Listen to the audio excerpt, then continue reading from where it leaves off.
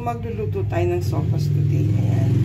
So, ito yung ating sibuyas and bawang. Gigisa natin ang ating chicken. Lagyan natin ng patis. Ayan. So, pag malambot na yung chicken, at saka natin lalagay yung sopas. Pag malambot na yung sopas, lalagyan na natin yung repolyo. And, nag-boil din tayo ng a few eggs para malagay natin dyan. Pagluto na lahat, ayan, lalagyan din natin ng chicken nor cubes para malasa yung chicken natin. And, half muna yung lalagay natin evaporated milk this lunch.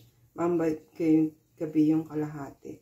And then, pagluto na yung ating sopas and the chicken, nalagay natin yung ating repolyo. And tonight, magluluto din tayo ng baked chicken kasama ng sopas. Tapos meron pa tayong salad eh.